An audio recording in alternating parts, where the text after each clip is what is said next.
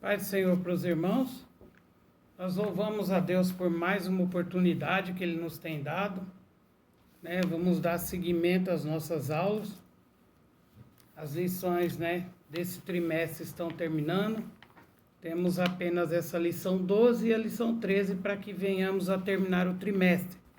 Nossa lição 12 é o seguinte título: Quando Deus se revela ao homem, né?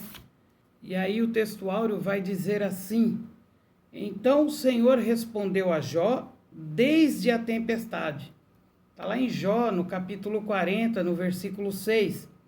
A verdade prática: mesmo transcendente e distinto de sua criação, Deus se revela ao homem mortal. Graças a Deus por isso, né?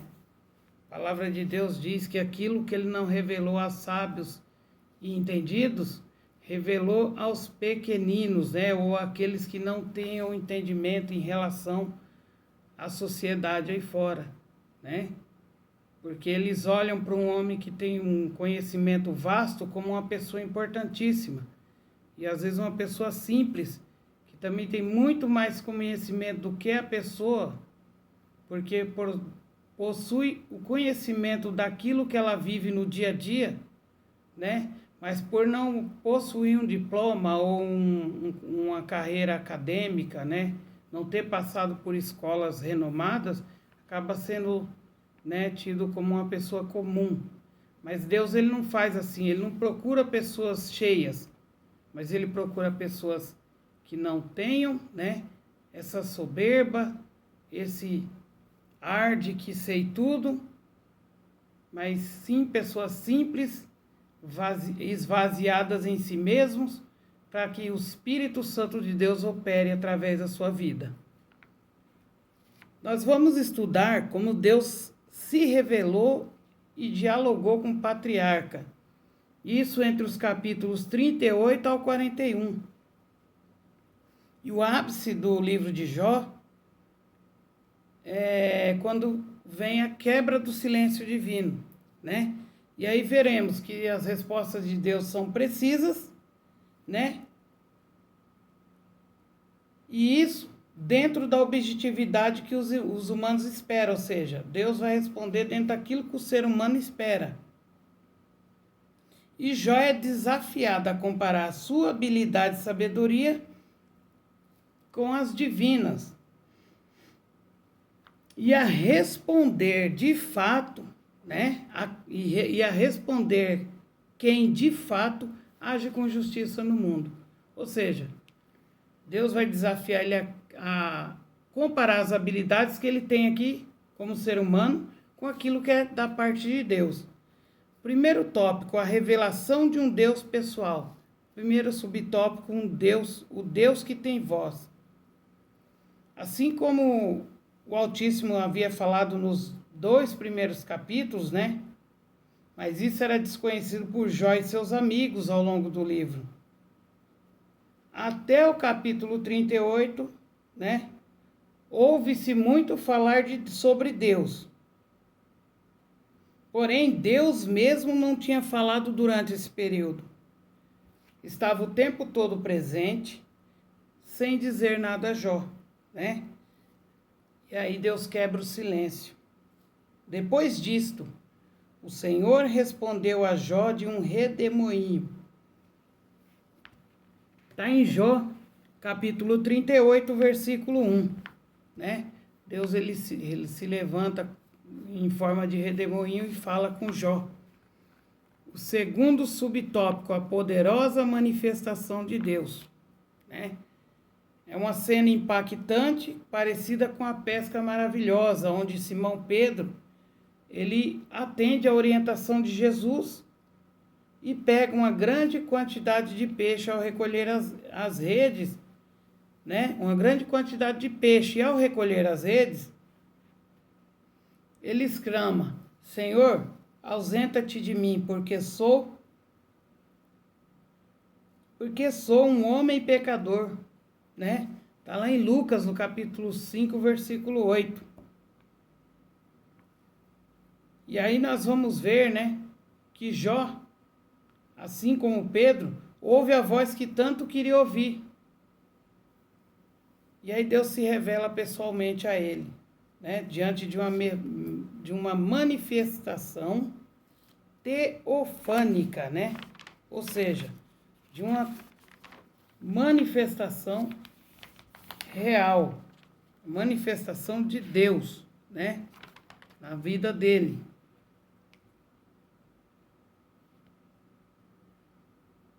Isso, né? Em forma de redemoinho. E também essa manifestação é confirmada ao longo das Escrituras, como quando Deus esteve com Moisés. Está lá em Êxodo, né, no capítulo 19, versículo 16 a 19, que fala assim: E aconteceu que ao terceiro dia, ao amanhecer, houve trovões e relâmpagos sobre o monte e uma espessa nuvem, e um sonido de buzina muito forte, de maneira que estremeceu todo o povo que estava no arraial. E Moisés levou o povo fora do arraial ao encontro de Deus e puseram-se ao pé do monte. E todo o monte Sinai fumegava, né? Porque o Senhor descera sobre ele em fogo, e a sua fumaça subiu como fumaça de um forno, e todo o monte tremia grandemente. E o sonido da buzina ia crescendo em grande maneira. Moisés falava e Deus lhe respondia em voz alta. Ou seja, Deus, ele se mostra ao homem, ele não é um Deus impessoal, né? Ele se revela e fala com os homens. E nós podemos ver que Jó tem a sua vida transformada depois de ouvi-lo. Ou seja, quem ouve a voz de Deus passa por uma transformação na sua vida. Não vai ser a mesma pessoa mais, né? Aquele que ouve a voz de Deus, ele sabe que é Deus falando. Terceiro subtópico, o Deus que está presente. Ele se revela como Jeová, o Deus do pacto. Os capítulos 3 e 37 aparecem várias referências a Deus como El Shaddai, o Deus Todo-Poderoso. Na teologia tradicional, os amigos de Jó, né? Para eles era uma forma fria e distante de se referir a Deus, um Deus que existe, mas que está longe do homem. El Shaddai era, no entendimento deles, o nome que identificava Deus como forte e poderoso, mas que era um Deus distante e indiferente com o ser humano.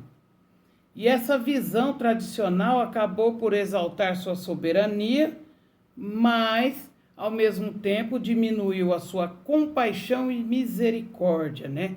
Que é o que Deus tem mais, é paixão, compaixão e misericórdia pelo ser humano, senão, né, já não seríamos mais existentes nessa terra, né? E aí Jó clama por encontrar a Deus e chegar ao seu trono, né? Tá lá em Jó 23, capítulo 3, Jó 23, né? Versículo 3, 8 e 9. O grande dilema do homem de Uz era pensar que Deus o abandonara, né? Ele não conhecia os bastidores celestiais, né? Onde o diabo ele aposta na sua falta de integridade, onde ele diz a Deus que por ter tudo o que ele tem, era fácil servir a Deus, né? E Deus prova o contrário, né? Ele não sabia a razão do silêncio de Deus, e isso o angustiava e o deixava desesperado, porque ele se sentia só e abandonado, né? Para ele, o Criador havia se escondido para não ouvir a sua defesa, né? O livro de Jó revela que mesmo quando estamos às escuras, né, andando somente pela fé e não pelo que a gente consegue visualizar, Deus está presente e próximo de nós. Muitas das vezes a gente para de procurar ver com a nossa visão espiritual e quer ver tudo a olho nu, né? Vira um Tomé na vida. Só acredito se eu ver acontecer, eu só acredito se estiver diante dos meus olhos. E Deus está operando no bastidor, Deus está preparando o caminho, está preparando a bênção. E a pessoa está ali querendo ver com o olho natural aquilo que só vê através da fé, né? Romanos 11, acho que é Romanos 11 ou é 12, fala sobre isso, né? Se a gente parar para refletir, lá em Romanos vai falar isso, né?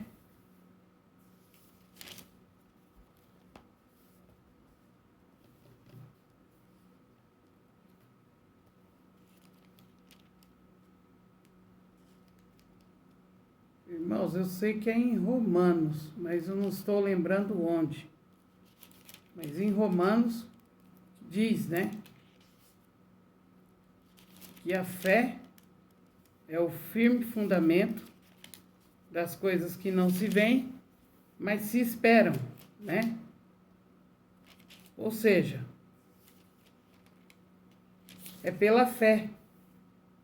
Então, se você não tiver fé, não adianta.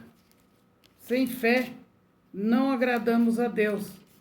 Sem fé, não temos condições, né, de superar coisas que a gente acredita que poderia estar superando. Então, nós vivemos pela fé, né? Se não for pela fé, não tem como, né?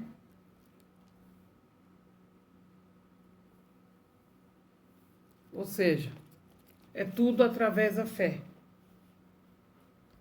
Então, muitas das vezes é a nossa fé que vai agir, não somos nós.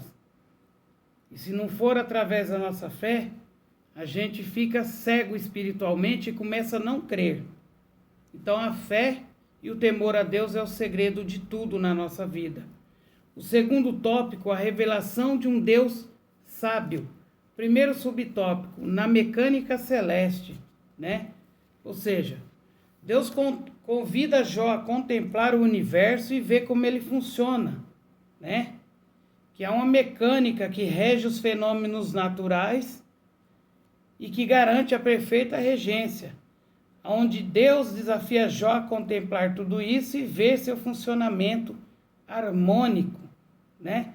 E que tudo atende a um propósito maior. O salmista Davi disse que os céus manifestam a glória de Deus e o firmamento anuncia as obras das suas mãos. Está lá em Salmo, capítulo 19, versículo 1. Jó ele se comportara como um grande sábio, mas Deus mostra que ele não sabe nada. E aí o Criador desafia ele a contemplar o mar e o sol. E ele nada sabia da origem dos oceanos, da grandeza da luz solar e menos ainda das dimensões do Criador, né? Muitas das vezes nos achamos tão sábios e aí Deus mostra que a gente não entende nada, né? Então, a sabedoria que nós temos que buscar é a sabedoria que vem do alto. Sabedoria humana é bom? É bom, a gente tem que saber das coisas. Mas ela não se compara com a sabedoria que vem do alto. Segundo subtópico, na dinâmica da vida. Bom, Jó não sabia nada sobre ordem de criação, muito menos sobre providências divinas para mantê-la. Ele deveria ser capaz de responder questões, tipo, como veio a existir a criação? Como ela é preservada? Jó saberia explicar como Deus faz para alimentar leões e filhotes, como as cabras montesas, né, dão cria a seus filhotes e protege ele dos predadores, sobre o jumento e o boi selvagem, o avestruz, né, cavalo de guerra, falcão, águia. É claro que tem uma providência divina que preserva as coisas criadas, né? todos esses animais foram projetados com peculiaridades, né, de forma inteligente, tanto no modo de ser como de viver. Jó não sabia como explicar como viviam e se comportavam. Isso levava a pensar como ele poderia querer discutir com Deus de igual para igual. Portanto, ele deveria reconhecer o seu lugar e se humilhar diante da majestade divina. Tem momentos que a gente tem que voltar atrás e se colocar na presença do Senhor e se humilhar, para que nós tenhamos a comunhão com Deus ligada novamente. Porque às vezes a gente começa a ser orgulhoso, começa a achar que é melhor do que tudo e vai perdendo, a ligação com Deus. E a gente tem que retornar essa ligação. Mas para isso a gente tem que se pôr na presença do Senhor, reconhecer que errou e se humilhar diante do Senhor.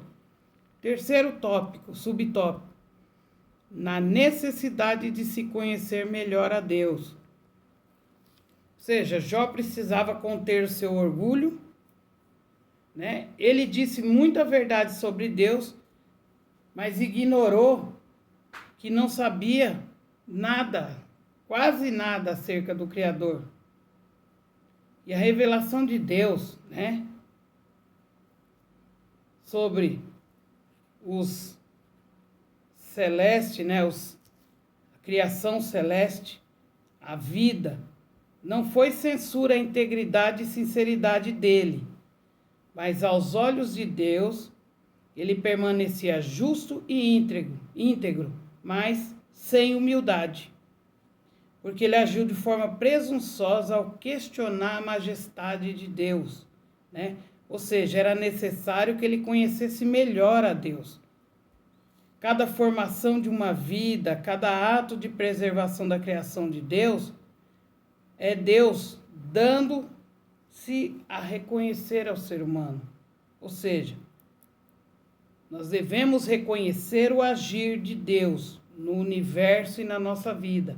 Nós devemos reconhecer quem é Deus na nossa vida, Ou seja, cada ato de preservação da criação é Deus se mostrando ao ser humano. A gente tem que se atentar a isso, E glorificar o seu nome por isso. Terceiro subtópico, a revelação de um Deus poderoso e justo. Primeiro subtópico, Beremote e o Leviatã. Os capítulos 40 e 41, de Jó, Deus faz referência a duas grandes criaturas. E chama a atenção de Jó para a natureza indomável desses animais, para ilustrar o seu poder divino. E algumas Bíblias traduzem, como hipopótamo e crocodilo, enquanto o Beremote representa a força bruta, O Leviatã se parece mais com uma criatura com poderes sobrenaturais, Se apresenta dessa forma em Isaías 27, Se a gente lê Isaías 27, vai falar sobre isso, Vai falar sobre o Leviatã. Então, se a gente parar para pensar, a Bíblia fala muitas coisas que às vezes a gente passa até desapercebido, mas é tudo coisa de Deus, Só vou ler o primeiro capítulo para vocês entenderem, de Isaías 27, primeiro versículo do capítulo 27. Naquele dia o Senhor castigará com a sua dura espada, grande e forte, o Leviatã, a serpente veloz, e o Leviatã, a serpente tortuosa, e matará o dragão que está no mar. Ou seja, o Senhor vai se apresentar, e vai guerrear, O que eu entendo aqui? Como se o Leviatã fosse o poder de Deus contra o dragão, que nós entendemos que o dragão, tanto Isaías como Apocalipse, tem conexões. Esse dragão no dia do Senhor, é o nosso inimigo das nossas almas. Ele vai se levantar contra o Senhor e naquele dia o Senhor vai dar a derrota dele por completo, Ou seja, tanto o Beremote quanto o Leviatã representam o ápice de força natural, e sobrenatural. Ou seja, é o inexplicável e o maravilhoso do mundo criado por Deus. Mesmo poderosos, esses dois seres estavam debaixo da mão de Deus. Ou seja, mesmo eles sendo poderosos, era Deus quem comandava eles. Eles não agem por conta própria. E nós vemos aqui em Isaías que o Senhor, né, é quem manda, né, para agir. Então, Deus, ele tem poder sobre tudo e sobre todos. Isso aí não tem segredo para ninguém. Então, não adianta as pessoas correr de um lado para outro procurando soluções, né? Sendo que o único Deus que pode agir na vida deles é o Deus Todo-Poderoso, o Criador dos céus e da terra, né? E o ser humano ainda é muito reticente em reconhecer isso. Segundo subtópico, a justiça e a graça. Jó ele não é capaz nem de lidar com Beremote, nem com Leviatã, ou seja, ele não tem poder para controlá-los, né? Como é que ele poderia tratar desse mundo complexo? Ou seja, como é que ele poderia cuidar, né? Ou reger esse mundo complexo? Ele já agiria com a justiça ao tratar dos complexos dilemas humanos? Será que ele teria uma justa justiça quando vinha aquela complexidade que é o ser humano, em N de situações que a gente sabe que o ser humano se envolve, e muitas das vezes a gente sabe que a mente humana, ela é um setor inexplorado, né? Nós não arranhamos nem a superfície da mente humana, mas Deus, ele consegue não só entrar na mente humana, como sondar os corações, né? Mas nós não conseguimos.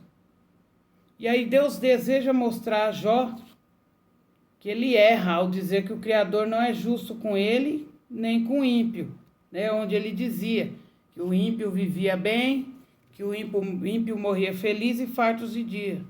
Só que não é bem assim, né? Nessa parte aí Jó errou, porque a gente vê o que acontece, o que está nos nossos olhos, mas nós não vemos quando a pessoa está dentro do lar dela, nós não sabemos quando essa pessoa parte dessa terra, qual é a condição que ela vai ser colocada, né? Nós temos o relato ali do livro da parábola de Lázaro e do rico, né? Então, é uma condição que Deus revelou para nós entendermos.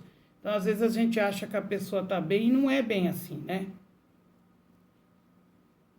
E aí, Jó, ele seria capaz de tratar o mundo melhor que Deus, né? E entender, como ele deu a entender nas suas argumentações, né? Será que ele seria capaz, como ele falou que, né, argumentou? Ele não era capaz de domar sequer as duas criaturas criadas por Deus, né? Que nós já falamos, Leviatã e Beremote, né? Se ele não podia domar aqueles dois, imagina o resto. Ou seja, ele jamais poderia ser igual ou mais justo que o próprio Deus, muito menos se auto-justificar diante dele. Só a graça de Deus é que pode justificá-lo. Depende somente da graça divina, né? Ou seja, não há nada que possa justificar o ser humano diante de Deus, senão a sua maravilhosa graça.